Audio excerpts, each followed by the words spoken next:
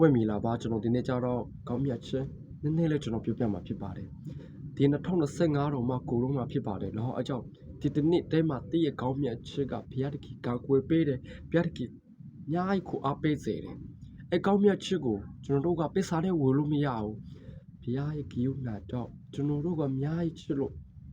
2025တော့မှကြားမှာဆိုတာနဲ့ဝမ်းမြောက်ဆိုတာနဲ့ကျွန်တော်တို့အသက်ရှိခွင့်ရတယ်မိသားစုပုံမှာလည်းကောင်းကြီးချပေးတယ်လူမျိုးတကာပုံမှာလည်းကောင်းကြီးချပေးတယ်အကြောင်းဒီရဲ့ခြေလမ်းတစ်ခုစီတိုင်းမှာဖျားရဲ့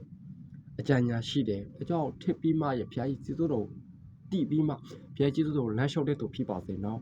ကျွန်တော်တို့ပြဿနာကိုအရင်အိုးဆိုးမကြည့်ပါနဲ့ဖျားတခင်ရဲ့ကောင်းမြတ်ခြင်းကျေးဇူးတော်ဒါအရင်ဆုံးကြည့်ပါဒီပုံမှာဖျားတခင်ကောင်းကြီးပေးပါစေနော်ကျေးဇူးတော်ချီးမွမ်းတဲ့သူကျေးဇူးတော်ကိုတည်တဲ့သူကျေးဇူးတော်ကိုသူတစ်ပါးကိုကူညီတဲ့သူတစ်ပါးကိုဆွေးကိုတဲ့သူဖြစ်စေဖို့ကျွန်တော်စုတ်ခွန်ကပ်ပေးလိုက်ပါတယ်နော်အားလုံးဖျားရှိကောင်းကြီးပေးပါစေ